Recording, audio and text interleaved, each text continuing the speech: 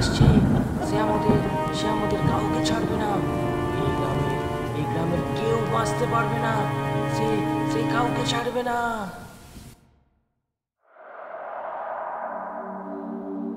ভৌতিক, রহস্যময়, গা ছমছমে ভূতের ঘটনা শুনতে কে না চায়। আর সেটা যদি হয় সত্যি ভূতের ঘটনা, তাহলে গায়ের লোমগুলি কাঁটা দিয়ে ওঠে। রাত্রে বাইরে বেরোলে মনে হয় পিছনে কেউ একটা দাঁড়িয়ে আছে। এই রকম গা ছমছমে সত্যি ভূতের ঘটনা নিয়ে আমাদের আজকের নিবেদন নদীর ওপারে।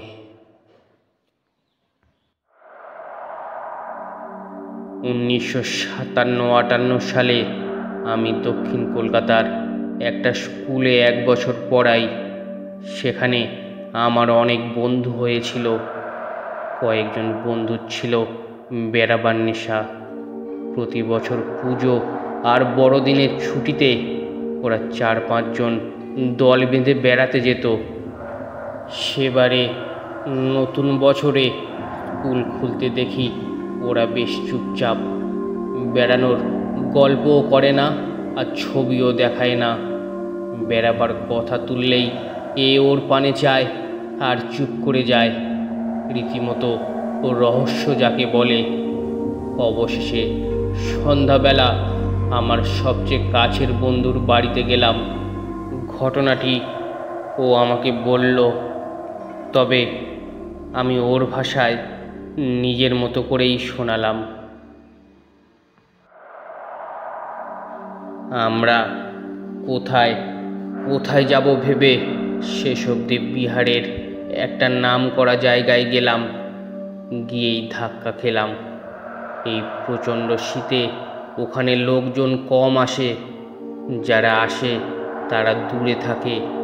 সেখানে গরম জলের ঝর্ণায় স্নান করে। আমরা উঠলাম পর্যটন বিভাগের গেস্ট হাউসে। মস্ত দোতলা বাড়ি, একেবারে খালি। 4 জনের একটা ঘরে আমরা আছি। চৌকিদারটা বলে গেল, এসেছেন তো, ঘুরবেন ফিরবেন সাবধানে। অন্তত সামনের নদীটার ওপারে যে আম বাগান আছে আর ভাঙা মন্দিরটা আছে, সেখানে সরকারি নোটিশ আছে, দেখেও নেবেন। আর সূর্য ডুবলে ওদিকে একদম যাবেন না। লোকটা আর কিছুই বলতে চাইল না। তাতেই তো আমাদের ভয় বেড়ে গেল। ঘুটঘুটে রাত, দোতলার সব ঘর বন্ধ, শুধু আমরা কয়েকজন। খাওয়ার পর ঘুম তো আসে না। তখন আমরা গল্প শুরু করলাম। গল্প করে রাত কাটাবো। যত গল্পই করি কেমন করে যেন ভয়ের গল্পই এসে পড়ে। মোক্ষম গল্পটি বললেন আমাদেরই একজন। জানো, আমার দিদির কি ভয়ঙ্কর অভিজ্ঞতা হয়েছে। বড় অফিসারের বউ, আর সে ফার্স্ট ক্লাসে চড়ে না। কেন চড়ে না? সেবার 2 ছেলে মেয়ে নিয়ে স্বামীর কাছে যাচ্ছে ফার্স্ট ক্লাস রিজার্ভ করে।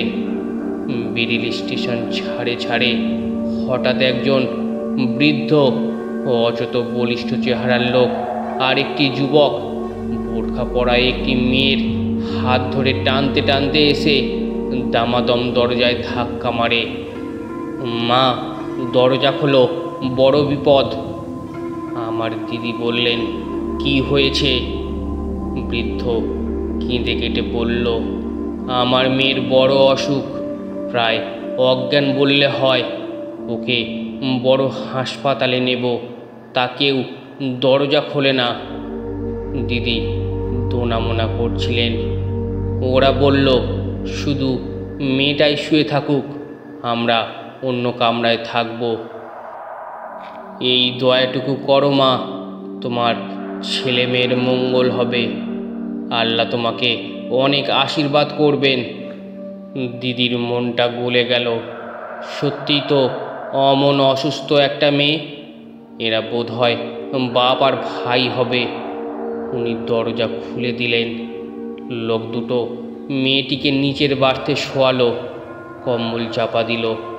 দিদিকে সেলাম করে ওরা নেমে গেল। 4টে বার্থ, ছোট কামরা, ছেলে মেয়ে ওপরে উঠে গেল। দিদি নিচের বার্থে শুয়ে আছেন। ট্রেন খুব জোরে চলছে। দিদি দেখেন মেয়েটি অস্বাভাবিক গড়াচ্ছে, পড়ে যাবে বলতে বলতে সে গড়িয়ে মেঝেতে পড়ল। পড়ে একার সাধ্যি নয়, ছেলেকে ডাকলেন। মা আর ছেলে ওকে তুলতে যাবেন। হঠাৎ দেখা গেল বোরখা ঢাকা শরীরের মাথার দিকটা ওর হাতে, ছেলের হাতে কোমর থেকে কাটা শরীরের বাকিটা। দিদি তো অজ্ঞান। ছেলে চেন টানে, গাড়ি থেমে যায়, লোকজন আসে। দেখা গেল একটি মেয়েকে খুন করা হয়েছে আগেই, তারপর কোমর থেকে আধা আধি কেটে রক্ত বের করা হয়েছে। তারপর হাত আর উরু দড়ি দিয়ে বেঁধে বোরখা পরানো হয়েছে। সে বৃদ্ধ আর জোয়ানের হদিশও নেই। এ হেন গল্প শুনে বাকি রাতটা কেঁপে মরি।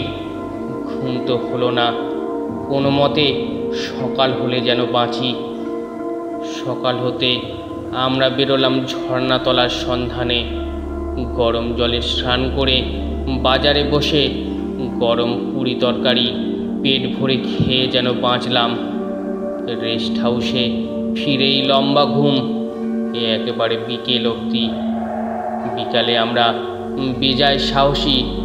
আমরা বললাম হাঁটতে হাঁটতে নদী পেরোই। একজন বলল চৌকিদার যে মানা করলো। আমরা বললাম কি হবে, ভূত দেখব? দেখলে তো ভালোই হয়, এত জায়গা ঘুরি, কই ভূত তো দেখতে পাই না কোথাও। দুটো ছেলে মেয়ে ওই জলই কলসিতে ভরছিল। জল নিয়ে ওরা নদী পেরিয়ে চলে গেল। দূরে পাহাড়, শীতের বিকেল, আলো পড়ে আসছে। নদী পেরোতে দেখি ভাঙা মন্দির। মন্দির বলতে 3টে দেয়াল আর ভিত। তাও ভেতরে গিয়ে দেখলাম দেয়ালে কোনো কারুকার্য আছে কি না। কিছুই নেই, শুকনো পাতা আর ধুলোর পাহাড়। পিনাদি বললেন হলো মন্দির দেখা? হলো, এবার চলো প্রেতপুরীতে ঢুকি। আমরা হেঁটে চললাম। সামনে আম বাগান, গাছের গায়ে গাছ, এমন ঝুপসি অন্ধকারে যে ভালো করে চোখ চলে না। কোনো মানুষ যে পায়ে হেঁটে যায় তেমন পথের চিহ্নও নেই। গাছের শুকনো ডাল, মরা পাতায় বনতল ঢেকে গেছে। কি আশ্চর্য, কেউ কি এখানে জ্বালানির জন্য কাঠ নিতেও আসে না? হঠাৎ লিলি বলল ওই দেখ, সত্যিই একটা টিনের বোর্ড, তার গায়ে কী সব লেখা। আমরা গেলাম। যা লেখা আছে তার বঙ্গানুবাদ হলো এই জায়গাটি প্রেততাড়িত বলে মনে করা হয়। এখানে যে বা যাহারা ঢুকবে তারা সদায়িত্বে ঢুকবে। সূর্যাস্তের পর ঢোকা নিষেধ। আমরা পড়ছি, হঠাৎ যেন সব গাছগুলো বাতাস পেয়ে চঞ্চল হয়ে উঠল, যেন নিঃশ্বাস ফেলছে পাতাগুলো। বাইরে বাতাস বইছে না, বাগানের গাছ দুলছে। আমরা তখনই পেছনে ফিরলাম। পাহাড়ের উপরে সূর্য নেমে গেছে, তবে আকাশে যেন আভা লেগে আছে। দ্রুত পা চালিয়ে নদীর দিকে যাব। বিনাদি বললেন ওটা কি? মন্দিরের চাতালের জঞ্জালের স্তূপ ঠেলে গেরুয়া রঙের একটা কি যেন উঠে আসছে।